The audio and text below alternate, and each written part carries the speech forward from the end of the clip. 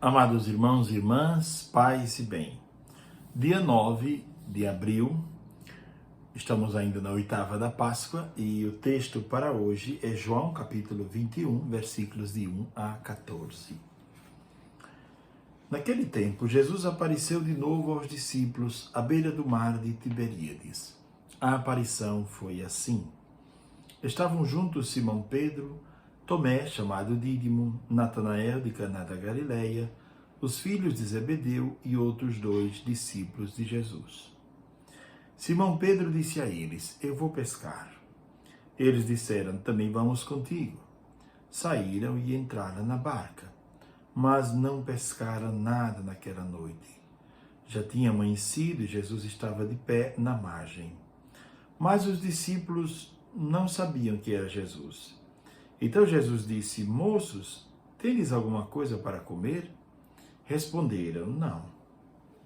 Jesus disse-lhes: Lançai a rede à direita da barca e achareis. Lançaram, pois, a rede e não conseguiram puxá-la para fora por causa da quantidade de peixes.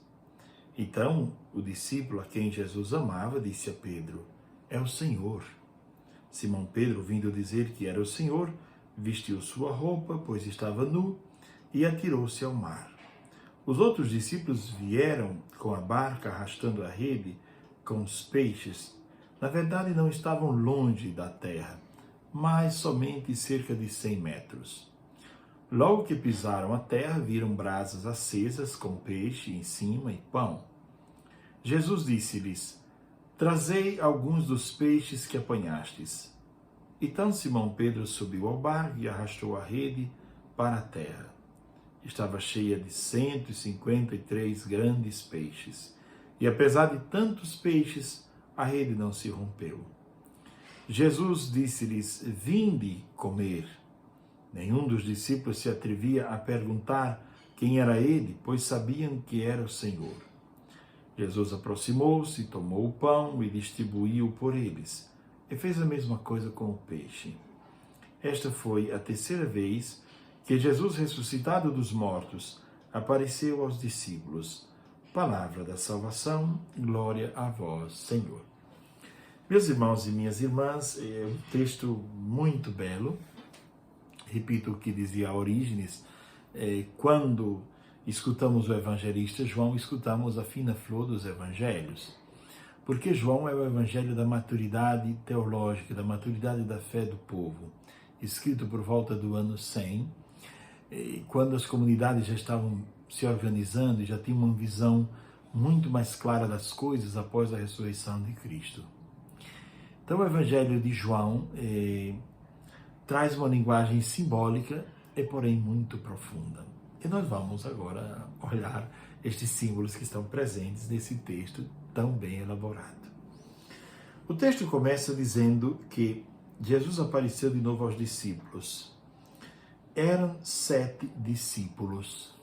7 discípulos. 7, diz Gregório Magno, e eu vou usar bastante os Santos Padres hoje. São Gregório Magno diz que esses 7 representam o banquete escatológico. Quer dizer, este banquete de Jesus que vai acontecer hoje, comendo este peixe à beira-mar, representa o banquete escatológico, o banquete dos últimos tempos, para os quais todos nós seremos convidados. Beati qui ad scena vocati sunt, quer dizer, somos todos bem-aventurados, felizes, porque somos convidados para uma ceia, para um banquete festivo com o Senhor. Depois o texto continua dizendo que no meio destes havia um chamado Dídimo, Tomé chamado Dídimo. Dídimo significa gêmeo. Quando se diz gêmeo, quer dizer que o evangelista quer nos incluir nesse texto. Quer dizer, é como se nós estivéssemos aqui também, participando desta pesca. É interessante que eles passaram a noite inteira pescando. Essa pesca pode ter 2 sentidos. Primeiro, poderia significar que eles estavam voltando à vida de pescadores e tinham abandonado totalmente a pregação do Evangelho. Por outro lado, pode significar o início da pregação do Evangelho e alguns insucessos que acontecem. Passam a noite inteira pescando e não conseguem pescar nada. Os santos padres nos dizem o seguinte, São João Crisóstomo diz, os discípulos se vão a pescar, já não tem temor. Então aqui São João Crisóstomo fala da pesca do Evangelho. Andar a anunciar, a pregar a boa nova do Evangelho sem temor, que é um dos frutos da ressurreição. A primeira leitura de hoje vai nos apresentar também esse fruto, não é?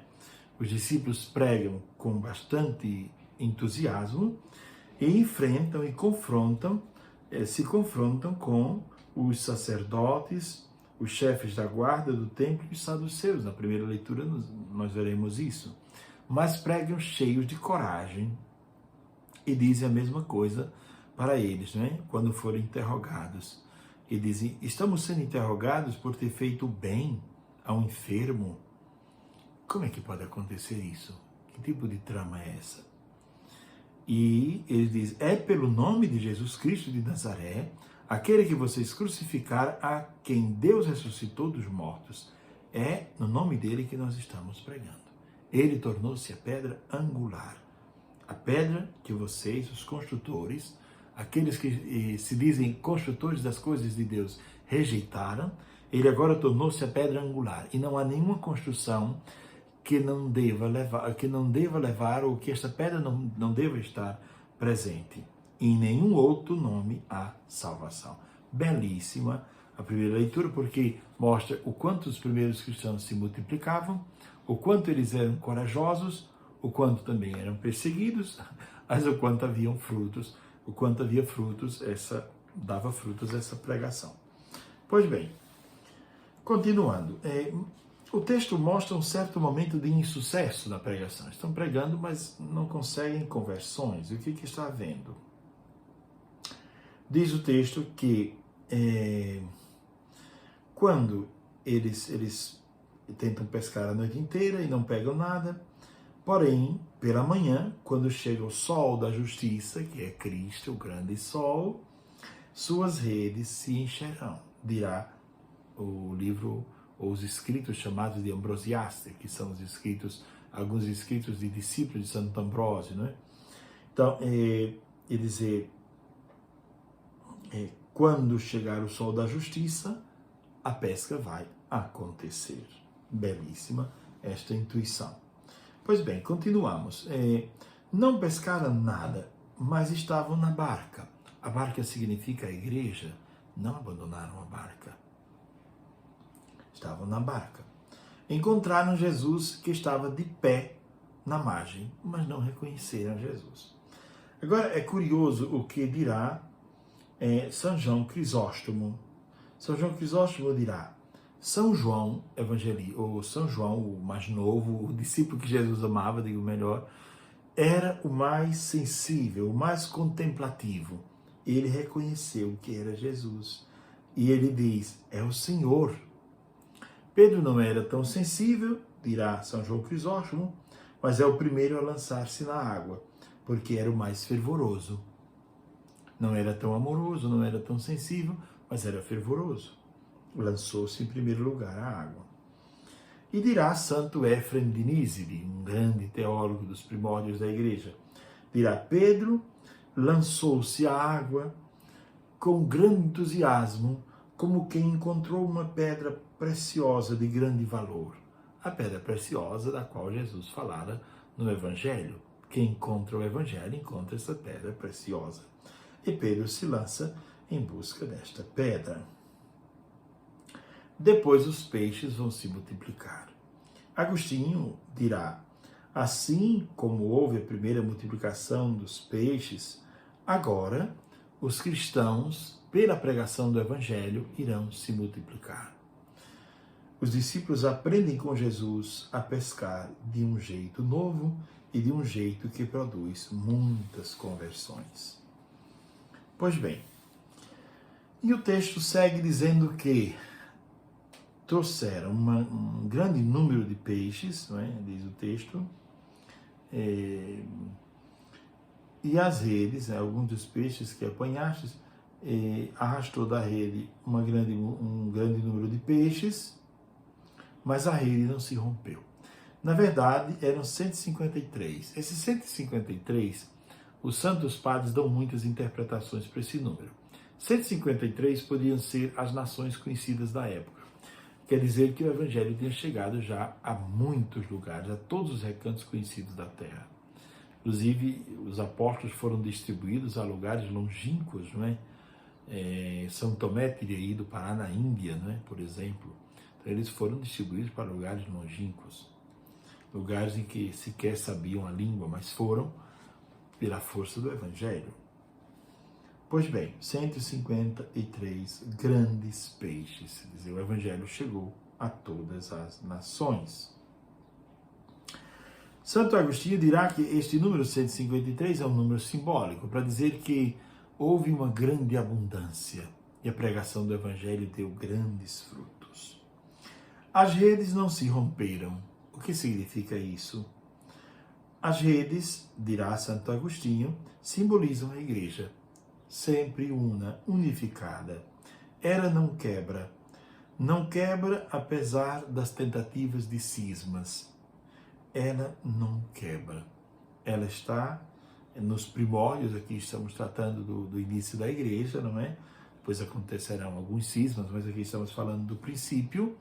Há uma única barca, a barca de Pedro e a barca de Cristo, e esta única rede que não será rompida por nenhuma heresia. Os cristãos se manterão unidos na mesma fé, no mesmo batismo, como dirá o apóstolo Paulo. Uma só é a nossa fé, um só é o nosso batismo, um só é o nosso Deus e Pai de nosso Senhor Jesus Cristo. Pois bem, amados irmãos e irmãs, quantas lições podemos tirar deste texto que foi agora proclamado? Devemos olhar para os discípulos e pedir ao Senhor que nos ensine a pescar. Primeiro, que venha conviver conosco sempre, não é? Jesus vem para comer com eles, come peixe assado com eles, quer dizer, Jesus está junto, próximo deles, é o Emmanuel, Deus conosco. Que nunca esqueçamos que Jesus caminha conosco na história humana, que Ele está conosco e a sua presença é uma presença que dá sentido a tudo o que fazemos. Depois, acolher o chamado dele que nos ensina a pescar do modo certo, do modo correto, porque nem sempre sabemos pescar corretamente, pescar para o reino de Deus. Depois, acolher esta grande pesca e ajudar a rede a não se romper, quer dizer, sermos instrumentos de unidade dentro da igreja, nunca de divisão, de fofoca, de conversas à toa, de coisas que dividem a igreja, mas elementos de unidade na igreja. Eu não posso dizer que amo a igreja e amo os representantes da igreja se, por outro lado, posto na internet coisas que destroem a igreja, coisas que às vezes apresentam limites da igreja que devem ser resolvidos internamente, né? Então, o amor à igreja, o amor a Cristo, o desejo de que esta rede não se rompa, mas que essa rede possa abrigar muitos peixes, peixes grandes, bonitos, sadios, quer dizer, possa atrair muita gente para o Evangelho. Que o Senhor nos dê hoje a graça de experimentar esses sinais de ressurreição e também trazendo mais uma vez a primeira leitura, esta coragem, esta ousadia de Pedro, de João, que foram presos, mas não tiveram mais medo. Eles não tinham mais medo agora, porque estavam cheios do Espírito Santo, do Espírito do ressuscitado. Desejo a todos graça e paz, um ótimo dia. Abençoe-vos o Deus que é todo-poderoso, o Pai, o Filho e o Espírito Santo. Amém. Paz e bem, feliz Páscoa para todos.